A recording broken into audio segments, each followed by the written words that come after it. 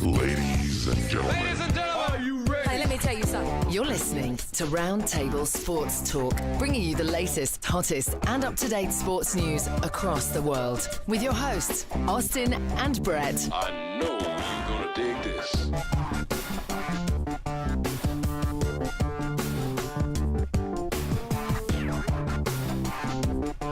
Shelby comes in his stead, and now you got a little razzle-dazzle, and Aguilar's going to throw the ball to Foles.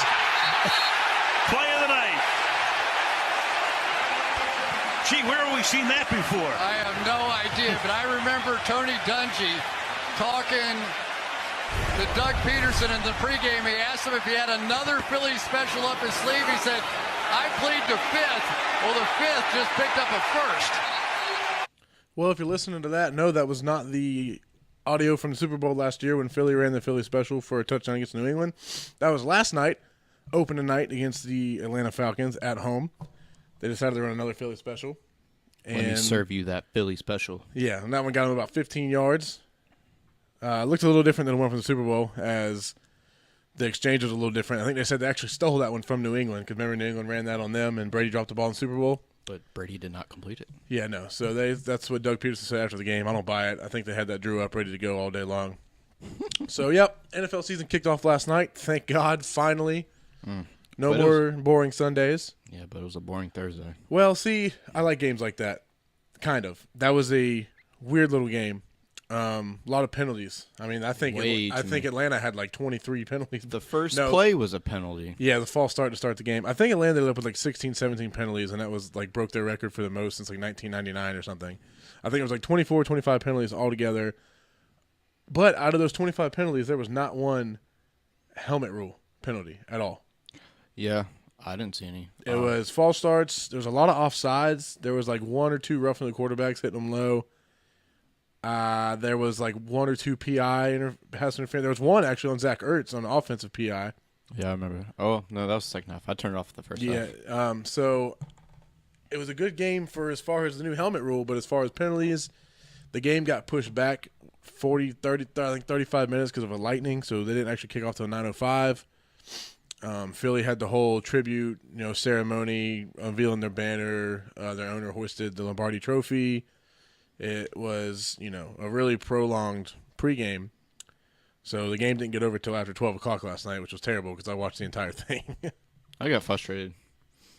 Like that it was bad. Well, I mean, I figured the first game of the season would be a little messy. It always is.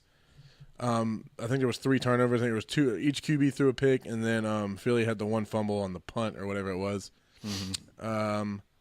So, I mean, yeah, I expected it to be a little messy. They were talking early. I don't know if it was Rodney Harrison or who it was they were talking to, saying it's going to be a defensive game because the offense haven't quite clicked. Philly was without Alshon. They were without Carson, as kind of just been reported this morning that he could possibly not start till week 4 or 5 or possibly even 6. So if you're an Eagles fan, hope Nick Foles can keep riding this train. I think he's like 7-1 or 6-1. I think it'll be better once Alshon gets back because they're missing them wide receivers. Because I don't know if you saw, but they're constantly feeding Nelson Aguilar. Yeah, Aguilar had a bunch of catches last night, and I think he was averaging like right at 4 yards a catch. So that's a lot of underneath stuff, a lot of quick outs, screens. I don't think they threw the ball downfield more than 12 yards like 4 or 5 times. I know Zach Ertz had a drop, which kills me because he's my fantasy tight end, and he got me 4.8 points last night, so that was terrible. Running back-wise, I had Jay Ajayi in my league. See, Ajayi, at least he scored twice, though. Yeah, but that was at the second half, so that was kind of like the main reason why I turned it off. I'm like, all right, they're not feeding Ajayi the ball, so. I'm going to see how many yards he actually had because. Well, I have him on my fantasy. I don't know where I'll pull it up. But, yeah, both teams – well, they started Clements. Yeah. And Ajayi, I don't think Ajayi made an appearance till the second quarter. No, he had a few short yard gains. Did he early? Yeah, early in the game. And then they fed it to Sproles. Mm-hmm. So, I don't know. I mean, the first game of the season, yeah. I mean, it's hyped. That stadium was packed. I don't know if you saw it. Yeah, it was loud. I mean, they just won the Super Bowl. It should have been. I mean, like I said, they had the pregame ceremony thing. I mean, it was crazy. And it's good to see Philly fans are crazy, and then they're so crazy that they started booing Foles off the field when they took a knee at halftime. I got it right here. So, in case you're wondering about stats from last night, Matt Ryan went 21 to 43, so just about right at 50%, a little below. 251 yards, no TDs. The majority of those yards, I think, came – I don't know, it was pretty evenly spread because their first drives went pretty well. They just got down to the 20s and couldn't figure it out. Yeah. Devontae Freeman only had 6 carries for 36 yards. He got hurt. He banged his knee up in like the third quarter or something, and he didn't come back in. And then Coleman only had 19 yards. Julio went 10 receptions for 170 receiving yards, so he had a big game but couldn't find the end zone, and Coleman only had 1 reception for 26. The other side, Foles went 19 to 34, 117 yards. So he completed 19 passes for 117 yards. Short games, man. So short. Ajayi had 5 carries for 62 yards with 2 TDs, so he got you, 13 points? Yeah. No, I'm sorry. He got you almost 18 points. Should have in a standard league. Yeah, it's standard. And then Clements had only 26 yards. Zach Ertz had 5 receptions for 48, and Aguilar had 8 receptions for 33 yards. So Aguilar, if you're in a PPR league, he got you about 11 points. But other than that, nothing doing. No touchdowns thrown for either side. Like I said, Ajayi ran for the only 2. Well, he had 2, and then Coleman on the other side had 1. So it was 3 rushing touchdowns in the game. So, yeah, like you said, it wasn't a very impressive game. You think those two offenses, with all the weapons they have, could have scored a bit more? What would you have done on that last play, Atlanta, where they fed it to Julio and he got hit out of bounds? I mean, I don't know. That's just – when you're a team like that, and it's a situation like that, it's the same situation they had in the playoff game last year. Yeah. I think it was 15 to 10 or something like. Yeah, it was 15 to 10. Atlanta was trying to score and couldn't. This one was 18 to 12, and I don't know. I know Julio's your go-to guy, but they're going to double him in the end zone. There's already no room to throw the ball. I think they should have used Julio as a decoy and ran a slant with Sanu or something underneath, or maybe Coleman out the backfield. Early in that possession, well, in those last 4 downs they had, I would have ran a screen from the 11 or something to see if you could just – because tackling was kind of poor all night also. I don't know if anyone noticed. So, I don't know. He had one ball he threw to Julio on the right side. It looked like Julio had a step, and the throw was a little high, and I couldn't tell if he went up with just one hand or two when he kind of split the defenders. It was right on the goal line. He was trying to catch it. Mm-hmm. Yeah, I remember that play. So I thought that was it. And then the other one, I think he took a sack, or he got hit and the ball was kind of fluttered away. But then they had the PI call in the end zone that moved him to the 1 with 1 second left on the clock. And that's they just tried to throw a jump ball to Julio in the end zone, and it didn't work. What now? In the first half, where he had to, they had to cut his knee brace off. You remember that? Oh yeah, I thought he was legitimately hurt for a minute. Yeah, I'm wondering if that played a factor in it because he was overthrowing a lot. I don't know if you saw. Yeah, his arm looked a little weird. His balls were a little wobbly. Yeah. On the deep balls, he was overthrowing. Yes. The only ball he hit crisp all night was that corner route. Him and Julio hit, but a lot of them were the ball floated and kind of fluttered there. It wasn't a zip. Mm-hmm. So I'm gonna call on my good buddy's Horn right here, big Eagles fan. See if we can get him to answer and talk about the game last night. And I'm sure he's happy because they won, but can't be too happy with the way the team looked. So we'll see if we can get an answer from him and pick his brain a little bit on it. What's going on, man? What's up, Ryan? How you doing? Doing good, man. What's up? Nothing, man. Sitting here talking about your Eagles. Hey, man, it was a good old barn burner last night, wasn't it? Yeah, it was definitely not what I expected from those two teams. I mean, that's 2 games in a row because remember y'all played them in the playoffs last year too, and it went the same way. Absolutely, finished almost the same score, about the same finish. Yeah, it was. It was a jump ball to Julio. One he didn't catch, and last night he caught it, but they tackled him out of bounds. Yep, and I like that new rule they set up to where you got to give the player or the receiver room to plant his feet. You can just, as soon as he catches it, you can knock him out of bounds. You don't got to give him clean landing. Yeah, you can just carry him straight out. So one thing I saw today on I don't know, whatever show I was watching, they said Wentz might not be ready until week 5, possibly 6. So you think Foles can carry you all that far? Well, it all depends on matchups and I guess who you're going against. I mean, the next 2 games are against I think this year might be weak opponents. I mean, next week you got Tampa Bay, who's without Jameis Winston for the first few games, and then also you got Indianapolis, who's now just getting Andrew Luck back after 2 or 3 years of missing. Yeah, no one knows what they're going to and look then, like. And then we got the Titans, which could be. You never know with that. I mean, you never know what you're going to get out of Mariota. Yeah, it depends on who he wants to play. I think as long as y'all can get him back before y'all play Jacksonville in London, which I think is week 6 maybe? I'm not sure. So I think it's week 8 or week 9, something on those lines. I think it's before their bye week. Yeah, okay. So he should be back, way before then. I honestly thought he would be back like next week because they have 10 days till they play again because they played early. But they were saying this morning that he's not even cleared for contact yet. So he's got he's still like you said, he's not clear for contact yet. So it's just a toss up in the air when he's going to be back. I mean, if we can hold the fort for the next few weeks, which I think we can, if we can come out, let's just say he comes back week 5. If we can go, or week 6, something like that. If we can go 4-1 down that stretch or whatnot, we're in good shape. I think y'all need Alshon back. Yeah, Alshon definitely absolutely got hurt last night, not having him. Ajayi looked okay last night. I mean, he had some good explosiveness. I don't think they used him enough. They don't. I mean, did you watch the whole game? Yeah, I watched the whole game. Yeah, I did too. And I'm sitting there in the first half. They're using, and I'm a big Darren Sproles guy, but he's on the back end of his career. I mean, he's retiring next year. Sproles is you're not using. I mean, go ahead. Sproles is a dude you just you use in screens and draws right now because he's so absolutely quick. That's where you use him. You don't need to give him every down or every 2-3 downs. No, that's what you have Ajayi for. Yeah. Yeah, that's what I'm saying. And I think going into halftime, Ajayi only had 2 or 3 carries, which is not acceptable. I mean, he's a guy that you want to get 15 to 25 carries a game. He's that kind of guy. Well, exactly. I just had the stats pulled up. I think it said he was averaging almost 6 yards a carry last night. Yeah, no, he was explosive. I mean, you got to give him more touches.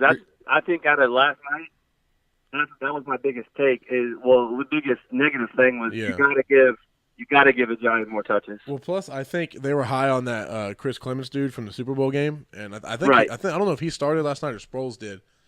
But Sproles did. Yeah, Sproles did. But Corey needs to get a few more touches as well. Yeah, exactly.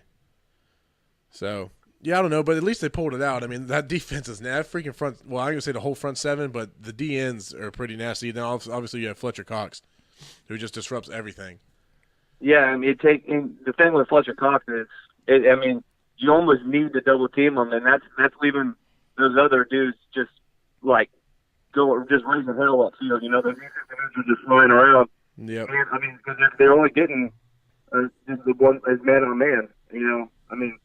It's tough to stop those dudes going upfield. Yeah, and also I didn't see a lot from Michael Bennett last night. I don't know how many snaps he got. You're right. I started thinking about this morning when I was looking at some of the highlights on it. He didn't really flash at all last night. No, he's wearing number 77, I think, which is weird. Yeah, it just looks funny, but I don't know. He's old and on his. I think he plays backup. Yeah, he doesn't start. No, he's not a starter. Really, honestly, if you look at our rotation, he doesn't need to start. No. We got guys that are younger and better than him right now. Right now, he's just a rotation and a sub. That's why they brought him in, and that's why they brought Haloti Ngata in too. Right, just to stiffen up that run defense. Yep, exactly, because that's the one place. Because they kept saying on the broadcast last night that Atlanta hurt Philly on the outside run game last year in the playoffs. Yep. And they kept trying to do it last night and just could never get to the edge. They kept getting shut down. Nope. It was bad. That 4th and goal play, the first drive of the game, they never had a chance. Freeman got stonewalled after trying to get that edge. Yeah, he had a bad game. He did not play well. Honestly, if it wasn't for Julio Jones, Atlanta would have got freaking skunked. Yeah, no, actually, it's funny you say that because I think beyond Julio Jones, their next leading receiver was Sanu, and he had only 18 yards receiving. Yeah. Well, it said, what did it say? It said Matt Ryan threw for it was 270 yards or something. Yeah, I think it was 240 or something like that. Something like that, and Julio had 170 of it. That's what I'm saying. Without him last night, man, it would have been bad. Yeah. Even with us being down Carson Wentz and and Alshon Jeffrey. Now, here's the thing that I've been seeing all morning that everyone's kind of concerned with, and it's the basic like QB controversy question: is if Carson comes back like say he comes back week 5 or week 6, and they're 3-1 or 3-0, 4-0, 5-0, whatever it is. Like, is there any chance that they say, Carson, hang on, the team's rolling right now, Nick's doing his thing, let's just ride it out?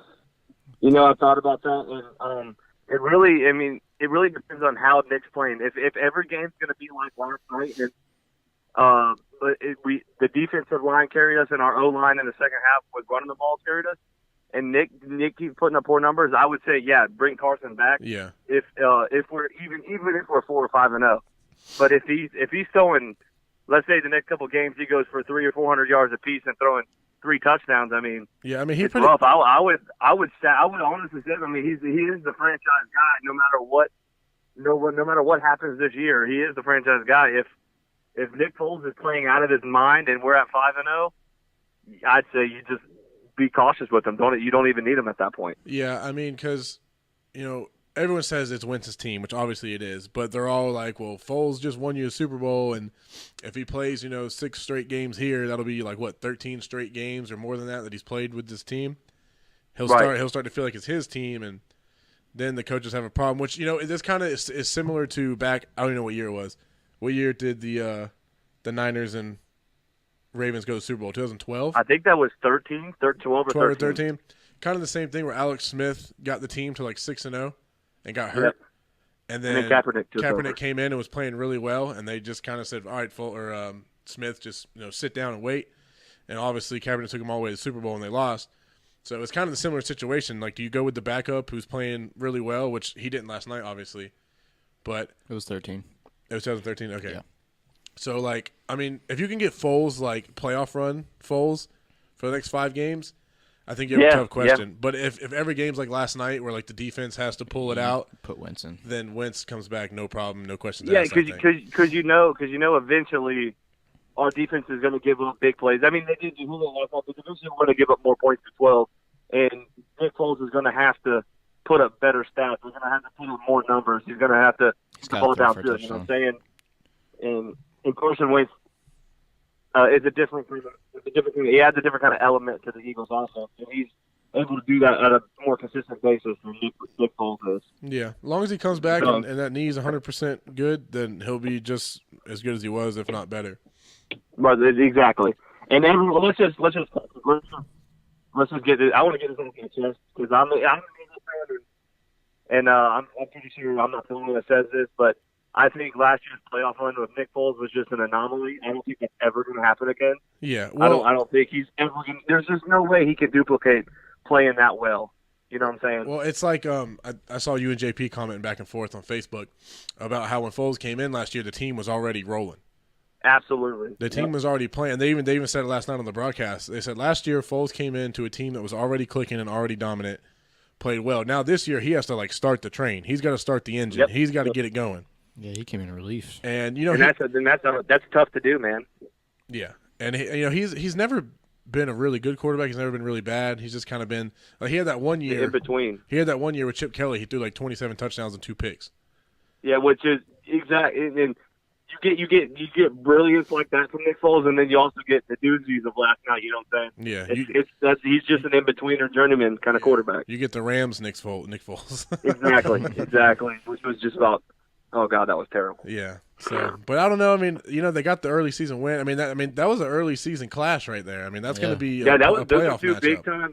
Those are 2 big time teams going into. I mean, two of the best teams in the NFC you'll see all year, and that's the way you want to start out. I mean, not every game's going to be pretty. Some games you're going to need to win by leaning on your offensive line and your defensive line and your running game. And that's the good thing about that they can do that. That's why I like the NFL. It doesn't matter how you win as long as you win.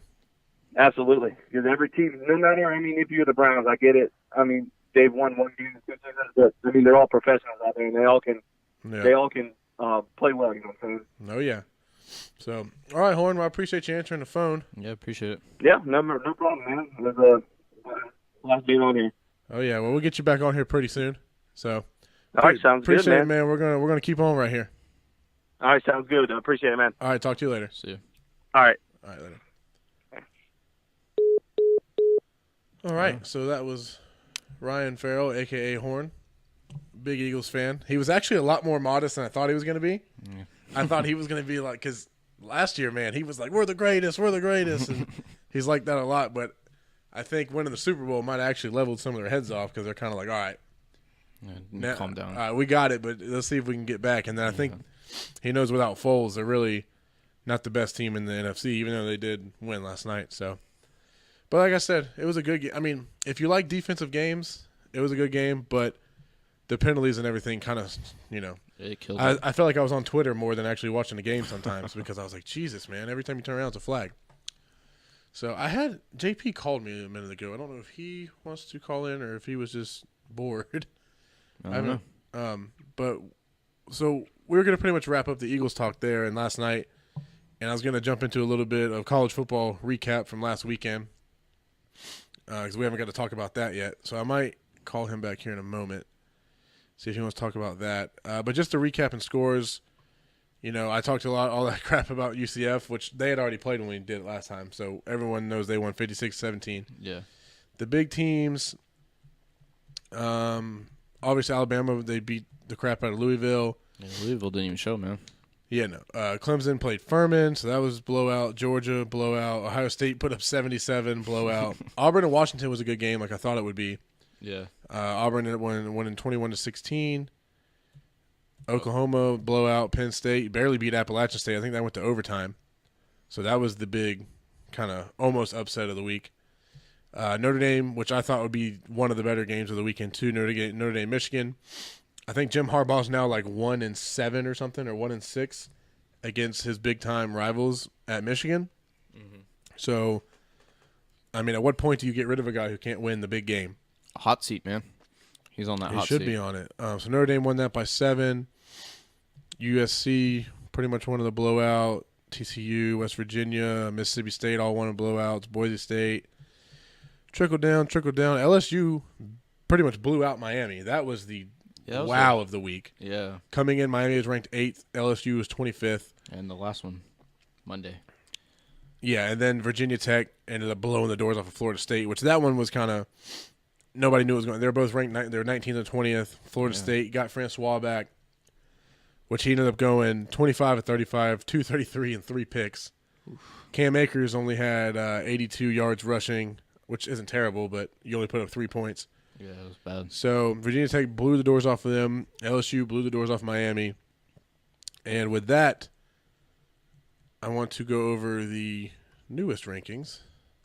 Oh, and your Gators won too. Florida. I mean, I know we didn't play anybody. Yeah. And that's fine. That was like half the league, though, if you think about it. Yeah, I mean, that's the first season, always the first, the first week. But, in the last 2 years when Florida plays nobody, we struggle. So it was good to see us look like a powerhouse team again. And that got us all the way ranked back. Got us ranked again, and we're in 25th now. The first time we've been ranked in like 2 years or something like that. South Carolina jumped into the rankings at 24. Florida State fell out. LSU jumped from 25th to 11th. Nice. Penn State fell because they had the close game with Appalachian State. They fell to 13th. Who else was a big faller? Michigan fell 7 from their loss. And then from the top, it's Bama, Clemson, Georgia, Ohio State jumped up to 4th. Wisconsin fell to 5th, even though they won, but it was a close game. Auburn came up 2. Notre Dame came up 4. So UCF jumped up there too, didn't they? Weren't they like 29th? UCF? Yes, they were. Where'd they go? They were 20 or they were 21st. They jumped to 19th, 21st. I think. Okay. Yeah, they jumped. Yes, they jumped 2 for their blowout win.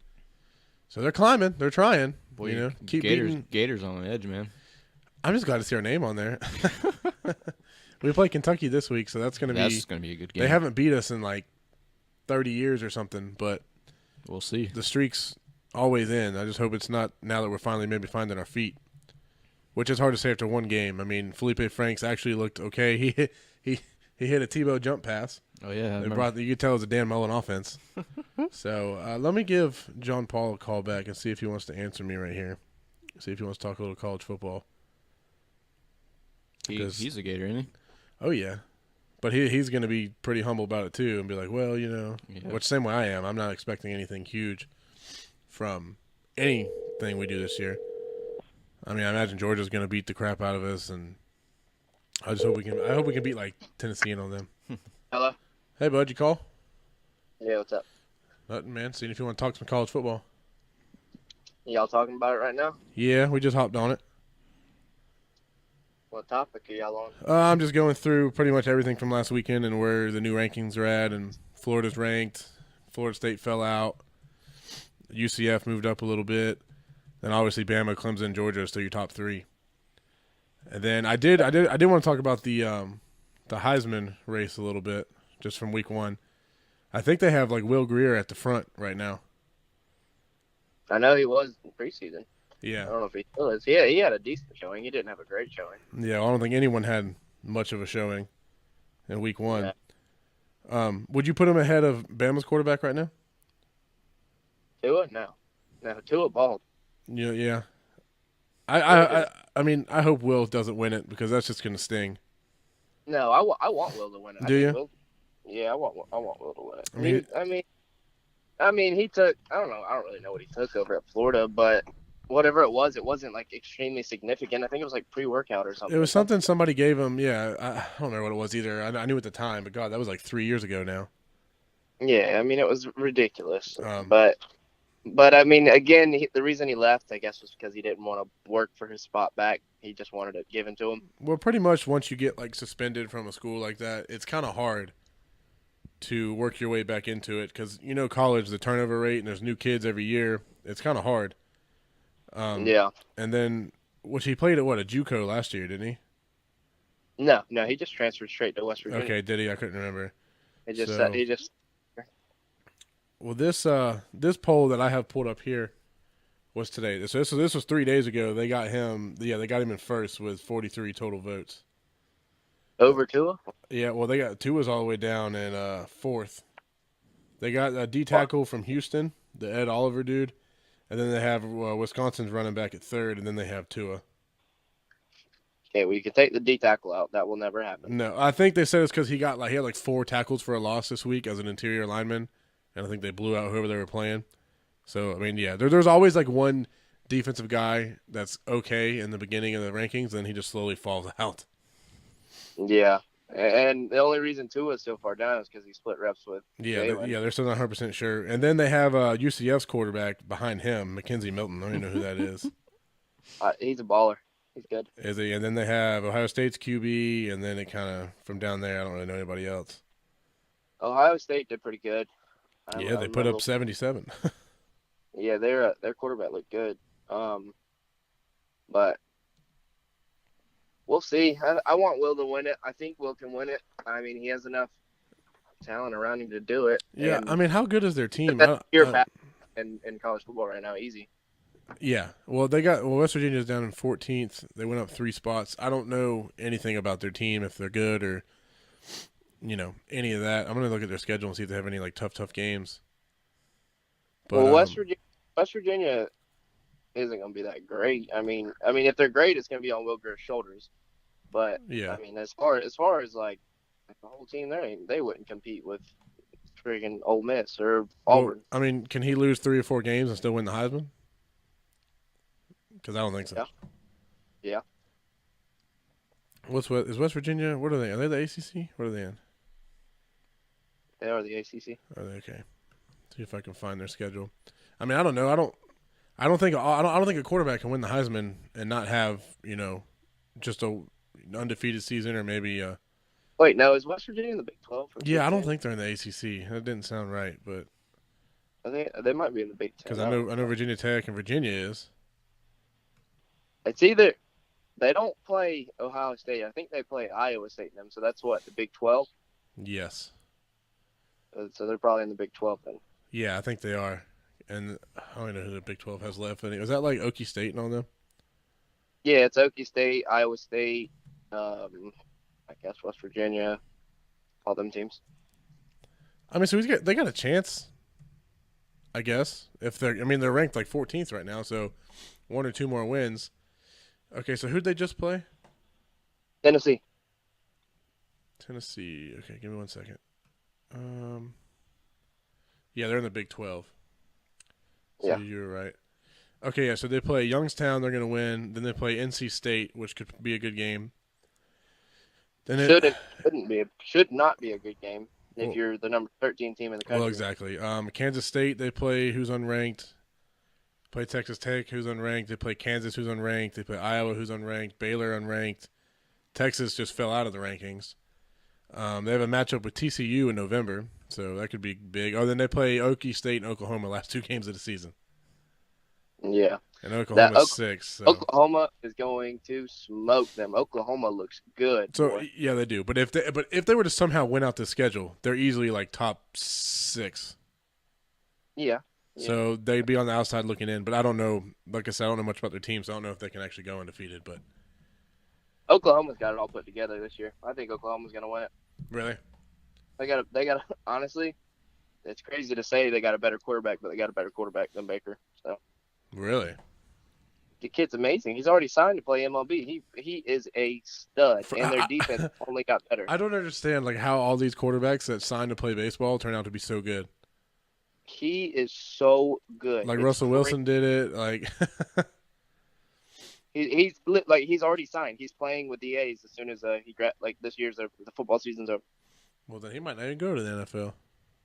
No, I mean I don't think he wants to go to the NFL. If I were him, I'd stay in the MLB. More money, less chance of getting hurt. It's way more. Well, I'll say it's more money if you can make the majors. If you stay in the minors, it's not as much money.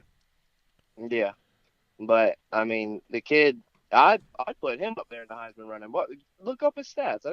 What's his name? I don't know what his name is, but he's number 1. I know that. Where's number 1? Let me try and find it. He wears number 1 as a quarterback. That's pretty sweet. Yeah. Nobody does that anymore except for Cam.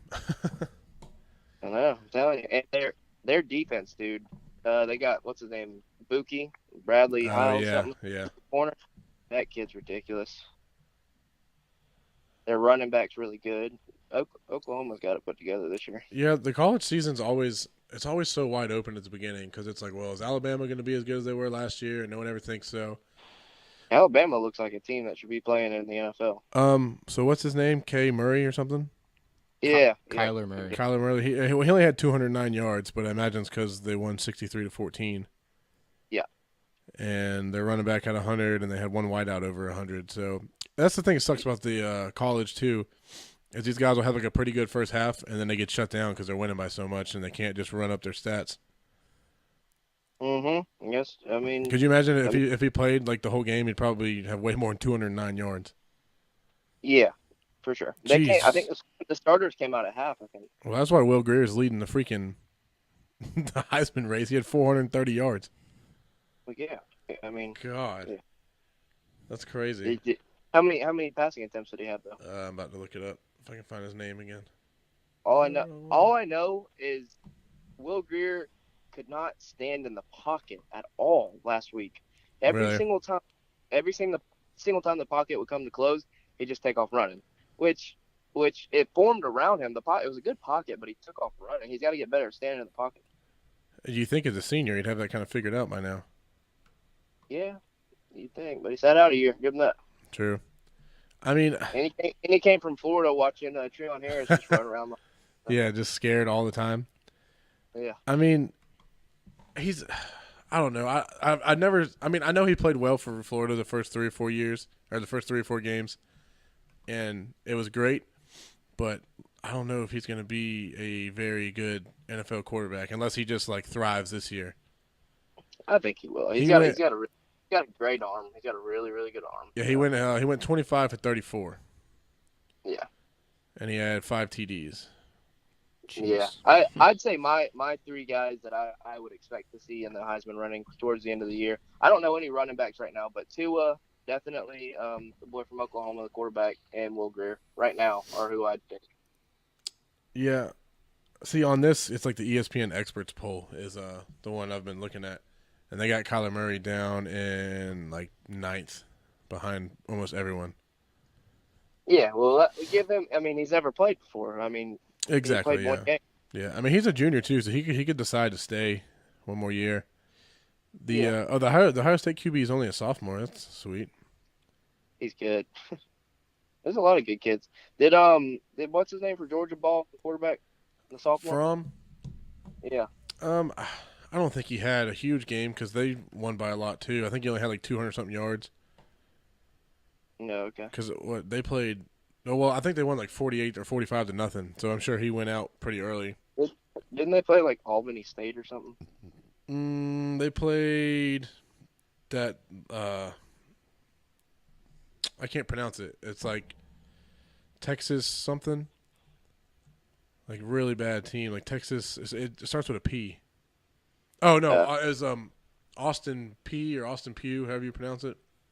Okay. Yeah, he only had 157 yards. So.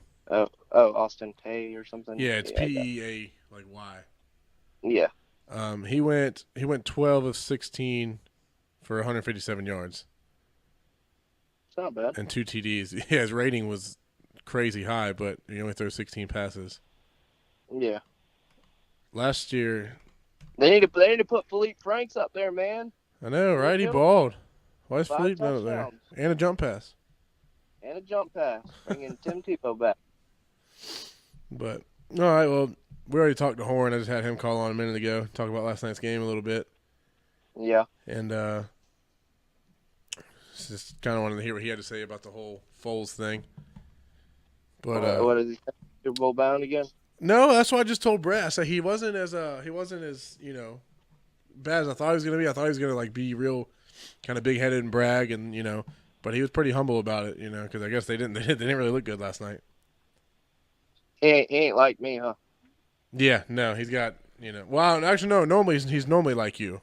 Let's talk about Matt Ryan's stats in the red zone. Hey, I got to get off of here. All right, buddy, I'll holler at you. All right. See you All later. right, bye. Yeah, I did want to bring up Matt Ryan's woes in the red zone, because we were going to come back to that before we start our predictions for this week. So I had that pulled up. No, if you didn't watch the game, you'll learn something. But Matt Ryan was – the whole offense, it wasn't just Matt, was terrible in the red zone last night and has been for the last little while here. So ESPN put up a stat that last night he was 1 for 9 in the red zone with a pick. He threw – did you see that ball he threw, like that floater? The pick? Mm-hmm. It was like off his back foot. Like it didn't look like Julio was running the route. And then he was 0 for 3 with a pick targeting Julio. So that's kind of surprising too. Out of 9 pass attempts in the red zone, you only tried Julio 3 times. It's crazy, so man. I thought they threw to him more. And then it said in the last 2 seasons, Matt Ryan is 1 in 20, 1 for 20 when he's targeting Julio in the end zone in the playoffs. Well, including the playoffs. So the last 2 years, 1 for 20. That's if you're in the red zone. Who's scoring for them if it's not Julio? Yeah, who else? They have Mohamed Sanu. They have the Ridley guy. Which I only know if Calvin played last night. Calvin Ridley? Yeah, he did. Did he? Okay. Oh, he didn't do nothing. No. And then you have Devonta Freeman, who he can run it up, but he kept getting stuffed in the red zone. And then, like I said, he was banged up, and Coleman didn't play well. No. So what would you do? I'd throw to Julio. I mean, come on. I mean, well, like I said earlier, if it's just like a normal time in the game, you can get to him. But if it's late and you need the touchdown to win, they're going to double that big guy. For sure. They might even triple. So you have to run somebody underneath, run Ridley, run Sanu, run some type of throw it to your tight end. Yeah, Austin Hooper can catch the ball. Yeah. I mean, or run a pick play. And if, I think pick plays are 50-50 in the NFL. You're either going to get flagged and redo down, or it's going to be successful. I mean, here you go. Run the Philly special. That's what they should have done. They should have come out and been like, hey, watch this, Doug Peterson. We're going to let Mohamed Sanu throw it to Matt Ryan.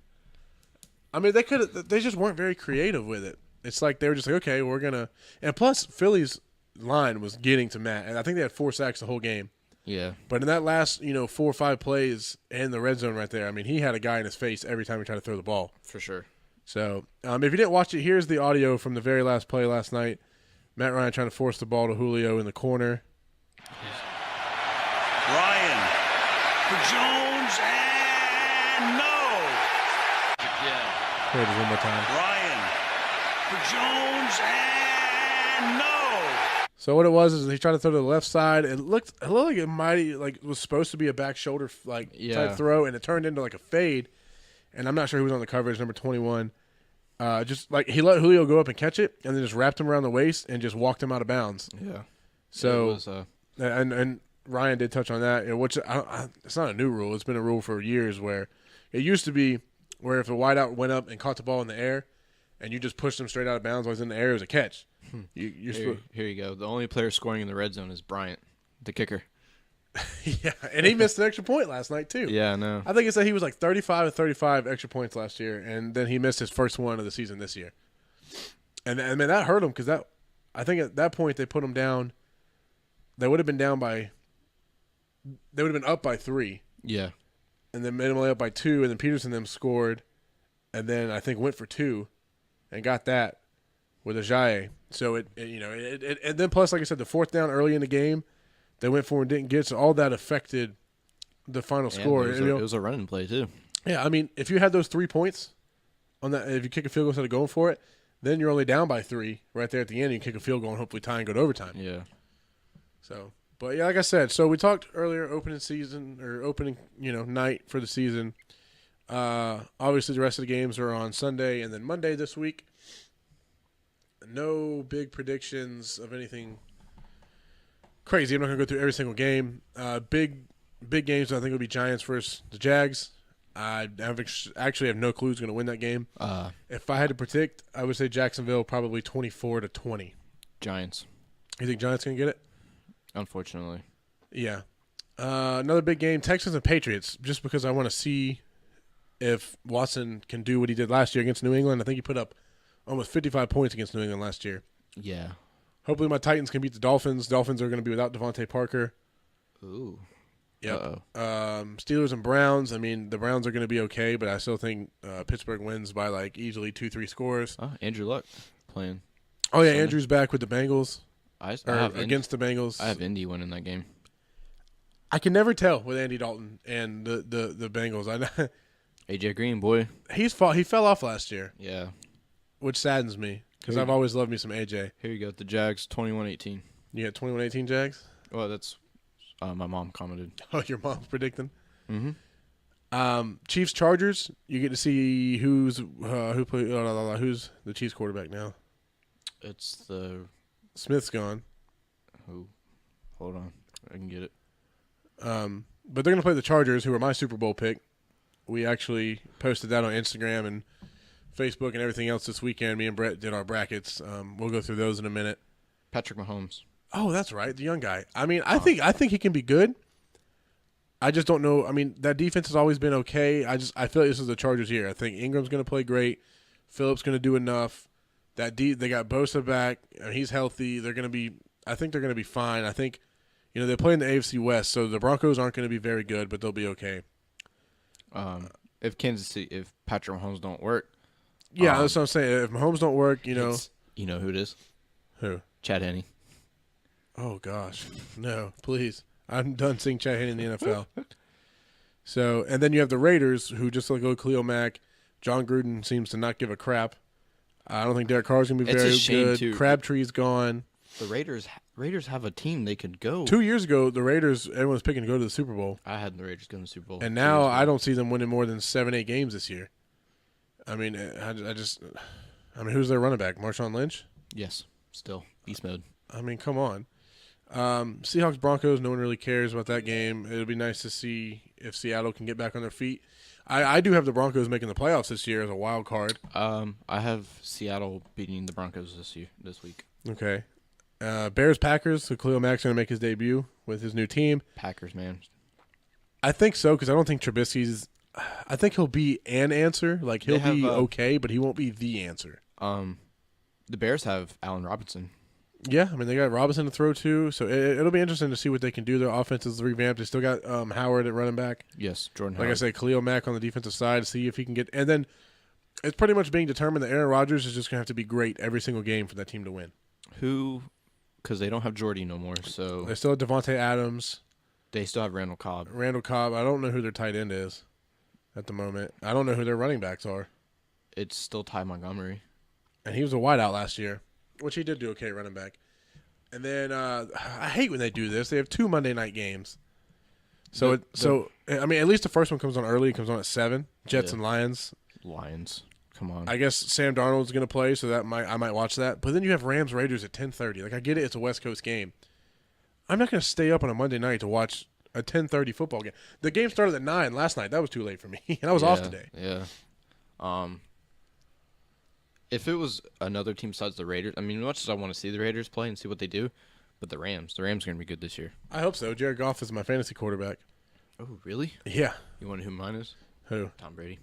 As much as I had Tom like 2 years ago, and he does okay, but Tom will have those games where he throws for like 150 yards and like 1 touchdown, and they'll somehow win by like 30. Here's my team, my fantasy team that I had the draft last Sunday. Me and Ryan are in a league together. Okay. I have Jared Goff, a quarterback, and then I have Lamar Miller, which is a shaky running back situation to me. But I'm hoping with Deshaun there to open up his game. I have Zeke. I have Devontae Adams in Green Bay. I took Amari with Oakland in like the 4th or 5th round because with Crabtree being gone, I'm hoping he's the go-to guy. I hope Amari does good this year. Like I said, I got Zach Ertz. He got me not even 5 points last night. And then my slot guy is Pierre Garçon. I kind of took a jump with that. Does he still play for Washington? No, he's in San Fran. So I'm hoping him and Jimmy G can get together. And then my kicker is Mason Crosby for Green Bay. And then I took the Ravens defense because they scored the most fantasy points last year because they were averaging so many turnovers a game. Mm-hmm. So I'm hoping that can stand. And yeah, so I don't know. I'm predicted to finish like 4th or 5th in my league, so that's not great. You ready for this? Yeah. Brady. Okay. Todd Gurley. Ooh. Beast mode. Marshawn. I mean, he might have an okay season. Mari Cooper. Okay. Jarvis Landry. Jimmy Graham. Is Jimmy? Oh, Jimmy's in Green Bay now. Mm-hmm. He did really well last year, so he should do fine with Rodgers, I would believe. Alan Hearns. In Dallas? Yes. Yeah, that one's iffy. Jags defense. I mean, that's always solid now. I have my faith in Jags. How'd you get the Jags defense? When did you draft them? Like the 3rd round? 3rd round. Nice. Jesus, I didn't pick a defense till like the 6th round. I had to. Matt Bryant's my kicker. He got me 8 points. Yeah, he did miss that one last night, but he had what? He had one over 50, and then he had another one, I think, inside 30. Yeah. So 2 for 2, and then missed the extra point. Yeah. So he's a real good kicker. I'm not going to go over my bench, but I have decent bench. Prescott. I have Blake Bortles as my backup quarterback. So Montgomery, Deshaun Jackson. I almost took him. I had to take him or Rashard Matthews for Tennessee, and I just went with Rashard because I know Mariota does throw the ball to him. He's only good for like 3 catches a game, but he should hopefully be fine because both of my starting wideouts have a bye in the same week. Oh, see, that's what I was worried about. But that's like the only like similar buys that I have. I did really good drafting different buys. I had to pay attention to that because the last time I played fantasy, I had like my wideout, my 2 running backs, and like my defense all in the same bye week. That's not good because then you got to pick up some crap players. Well, you pretty much just like sacrifice that week. You're like, okay, I'm going to lose. So JP took a bold move. He got Edelman and Edelman's suspended. Yeah, whoever else is suspended for 4 games is another one. And he said, he's hoping he can go like 2-2 throughout the first 4 weeks. Mm-hmm. And then when those guys come back, he thinks it's going to like skyrocket his team off. So he's got a strategy he's playing as a backup wideout. D.D. Westbrook. D.D.'s going to be okay now that Marquise Lee is dead. So they're going to have to throw to him. I think you're going to see Keelan Cole. Well, Keelan's going to be the number 1, which is scary to say because he's only played like a year. Yeah. So they are very inexperienced at the wideout position this year. So along with Blake Bortles not throwing well, you have inexperienced wideouts, an old tight end. So people are just going to do what they do and stack the box, and you're going to try and get over top. So, do you want to pull up our brackets so we can go through those before we get off right here?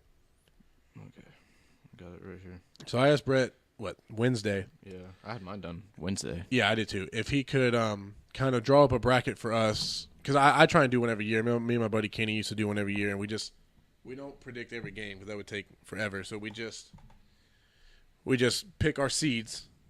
And then, put them in a bracket and play it off from there.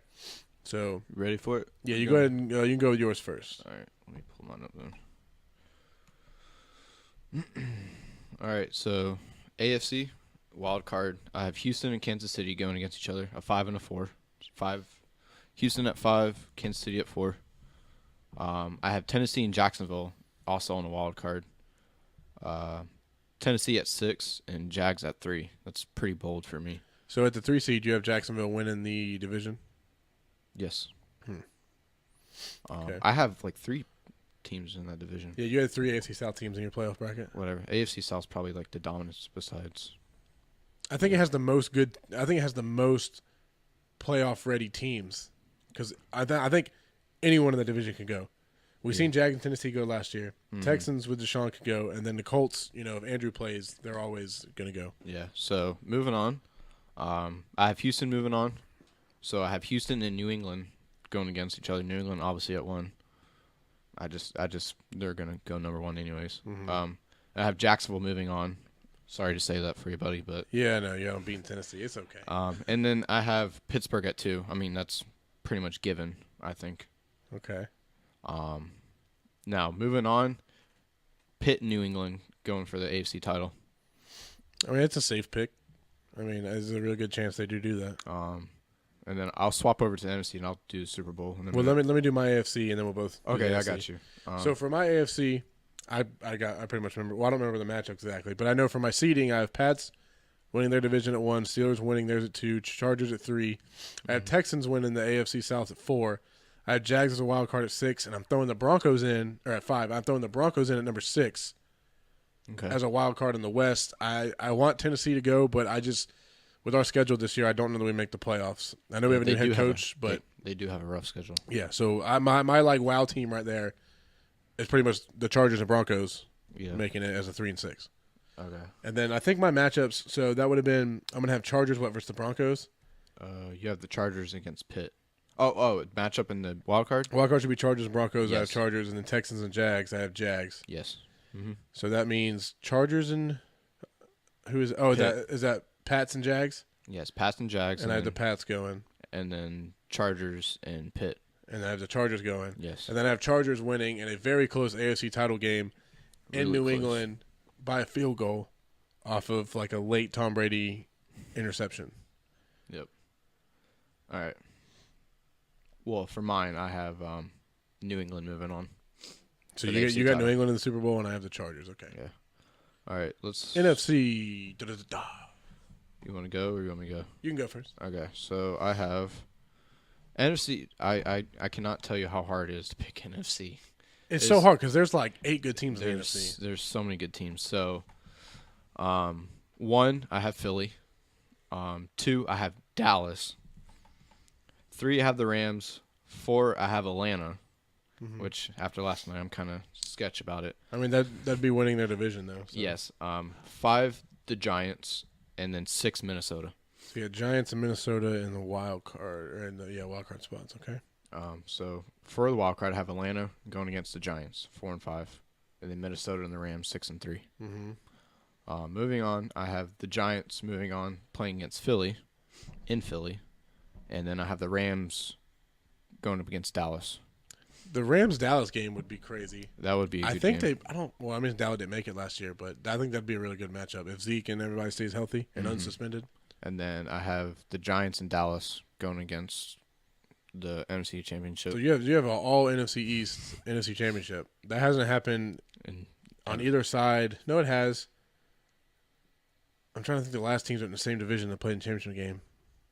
Oh, I know New England and the Jets did it like twice, 2 years in a row. But, and then if you want to know, if you go in the Super Bowl, it's Giants. So you have a Giants-Pats Super Bowl, which would be a repeat of the 07 and 11 seasons. Can't tell me that wouldn't be exciting. It'd be good for round 3 because I think the Giants would have a good chance to knock them off after Brady lost last year. And then if Brady were to lose again and fall to 5-4 in the Super Bowls, I don't know. I don't know if you can still – I don't know. That'd be hard to keep him above Montana with 4 losses. But it's like the LeBron thing too, Well, I've been more to you, more than, I think for that to be in the same category, LeBron would have to have like 7 championships and like 7 losses. Yeah. Where he's not even close to 500 yet and Brady's above 500. So for my NFC rankings, I have the Saints winning the South at the 1 seed. Philly winning theirs at the 2 seed, Vikings winning the North at the 3 seed, and Rams winning the West at the 4 seed. Then I have Atlanta coming out of the South as a wild card, and Green Bay just sneaking in on a late, like last week of the season win, and sneaks into the wild card at the 6 seed. Okay. So that means I have the Vikings and Green Bay in the first round, and I don't remember do I pick Green Bay or Vikings out of that? Minnesota, man. Okay, so I pick Minnesota to beat Green Bay, and then I have Rams Atlanta. I probably pick Atlanta. You picked the Rams. Okay. Well, after what I see last night, I kind of support that anyway. So that means I would have Saints and Rams. Saints and Rams game, which that one would be epic. That would be a shootout. And I know I have the Saints moving on, and then Philly Vikings. I think I have the Vikings moving on.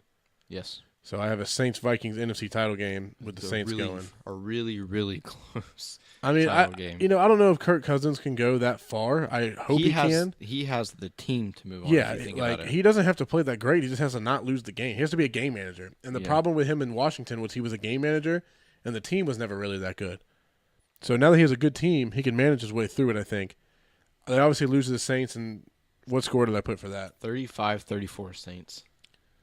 Whew, that'd be a close one. That'd be like, yeah. But, I mean, Saints in Minnesota last year, when, they had the crazy run. Yeah, I don't know where they lost. That was that was the divisional game last year. Yes. So it's like a rematch pretty much. And then my Super Bowl, I have Saints and Chargers, which everyone thought I was crazy like 2 days ago. And all of a sudden I've seen on TV like 4 times this morning and last night. That's, Shannon Sharp, all those people are picking Saints. Chargers, I think the Chargers can get it done. I think they have the defense. And I think Philip Rivers would have like the want to, and he would be at his most competitive he's ever been in his entire life that game. I think Ingram would run crazy. I think it'd be a really good game. And what do I have the score to that? I know I have the Chargers over this. 2017. 2017. So I have like a pretty low scoring Super Bowl. And out of yours, Giants and New England, who'd you have?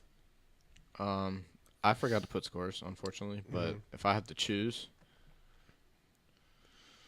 wow, I don't know. Like, it could go both ways. It could go like a shootout, or it could go to me a really boring. To me, now that Brady seems pretty vulnerable in Super Bowls, the fact that he finally lost to someone other than the Giants, I don't see going over 60 in total. So yeah, well, I mean, and the fact that if the Giants can even make it to the Super Bowl, to me, it would just be like destiny for them to win. Eli would like retire, and it would be over. Here we go, 24-20. Giants or New England? Giants. So you have you have Tom Brady losing back-to-back Super Bowls. It seems very unlikely, unfortunately, but it doesn't seem unlikely that Tom could get there. The Giants. No. I know that. I'm gonna tell you right now, Eli Manning gets in the playoffs, anything can happen, like anything at all. And that whole team better be healthy, and for them to go anywhere, which is a struggle for them. So, all right, guys. Well, we covered a lot today. I feel like we covered the game last night, talked to some guys, gave us their take on it, and went over just college football recap. Didn't really go over what to expect this weekend because I don't think there's a whole lot of big games, and if there are, we'll recap them. NFL is more where my head's at this weekend. So a lot of every week of the NFL is like exciting to me. So I can't. There is 2 other topics we missed, but we missed Burt Reynolds dying. Yes, Burt Reynolds passed away. He was a Florida State running back at one point. He was 82 years old. If you know him, Smokey and the Bandit. He was the Bandit. We also missed a Nike ad, which I'm not going to. Oh, the Colin Kaepernick thing. I meant to bring that in with a horn when I was talking about the Niners Falcons Super Bowl, and I completely whiffed. It's fine, but I'm just going to say right now, I don't really. If you're burning your crap, you're an idiot. Yes, I'm going to say that. I don't really care about it. Nike can do whatever they want. They're a $1 billion company. Yeah, that $4 billion they lost in the stock isn't going to hurt anyone. No, they're all still smiling. You're not going to see me burning my $50. Stupid. I wouldn't burn anything over what somebody says or does. Like, that's stupid. And the other topic we missed was the Le'Veon Bell situation. Dang it. I completely forgot. Yeah, I know I had some Marquise Pouncey quotes pulled up too. Just for a quick recap, Le'Veon has, $14 million that he can collect? 14.5. That he can get this year if he just comes to camp and he's not coming? Franchise it. Because he doesn't want to sign the tag? And now it's 2 days from the opening game of the season, and he hasn't reported to a single camp all year long. He's going to report, next week and tear something because he's not ready. I mean, if he's smart, he's still working out, but that's stupid. And now his O-linemen are turning against him. Mike Tomlin, what's the dude's name? I think it's like James Conner, the backup running back. James Conner, yeah. Mike Tomlin's saying he's more confident this year with Conner in the backfield than he was last year with Le'Veon. They're just taking shots at Le'Veon. I don't think they should do that because he's going to come back at some point. What Le'Veon's doing is he's protecting his value as a running back. You don't go after another dude and his money. Let him get his money, He deserves the money. I saw a thing today, quarterbacks just get handed money in this league, and every other position has to literally fight and hold out for their money. Yeah. Khalil Mack. Dez is being an idiot. Aaron Donald. All these guys have had to fight for their money, so let Le'Veon fight, and he was talking about not playing until, week 12. to like preserve himself so he could play in the playoffs. And I just don't, Mike Tomlin's an old school coach. He's an old school mindset. I don't think he's going to let that fly. So we'll see what comes of that. Hopefully Le'Veon signs. I know whoever drafted him this weekend is going to be upset. I didn't draft. I thought about it, but it was too risky of a pick. I think he was like the third pick in my draft. I think he was gone. I picked fifth, so that's why I went with Zeke. Someone grabbed him in the first round. Yeah, he was gone. Like I think Antonio Brown went first, and then I think Le'Veon went, and then Kamara went, and then somebody got Gurley, and then I fell, and then I got Zeke. So, but I don't know. We'll see. Le'Veon, do you want to play, or do you want your money, or maybe they'll trade him or something? I'm not sure. Maybe they'll let him hit free agency. Dude, I don't know. Be huge. Could you imagine if he hit the market? Yo, Jacksonville, go grab Le'Veon Bell. I mean, no, someone crappy like the Jets or something would get him. I don't even know who runs for the Jets now. So, but yeah, like I said, it's Forte. Oh yeah, he's old and dead. So like I said, we covered a lot, and had some good little bit of conversation about what to expect this season. Me and Brett gave you guys our predictions, and like I said, it's all posted over Instagram and not Snapchat, but Instagram, Facebook, Twitter, YouTube. Everything's on there. If you guys still want to contact us and get at us, we enjoy the conversation on Facebook we're getting. Love arguing and chatting with you guys. Hey, we surpassed 2,500 views on our last video. Yep, we did. So we're getting up there. We just, And we got 2 phone calls today. Dude, today's a miracle. Yeah, well, you talk to people during the week, I can get them to call in, if we want to talk. That's the thing, too, like I said in shows before. Like, you guys give us topics, we'll talk about it and call you in or bring you in here physically by your neck. And, So I really like talking to people about stuff they want to talk about. Because I wouldn't want to sit here and make someone talk about something, they don't really want to. For sure. So it's cool. I appreciate all the listens that we do get. And, tell your friends about us. Tell your mom, your dad, your aunt, your uncle. All ages can listen. I promise we're not, It's not too bad. We're not set to one age group. So just push us, and thank you. And you got anything else, Brett? No, this will probably be a 2-part show again. It's over an hour. So. Yeah, that's fine. Yeah, we're trying to break them up, release more content for you guys. And then obviously our video will be on our website and YouTube and Facebook. Yeah. So just rate us, man. I need the ratings. Rate us, and keep listening. Thanks, you guys. That will conclude this evening's entertainment. Wait a minute! Oh, my. That's this week's episode of Roundtable Sports Talk podcast with your hosts, Austin and Brett. Don't forget to join us next week for another episode. Follow us on Twitter, Facebook, and Instagram at Roundtable Sports Talk. Thank you for listening.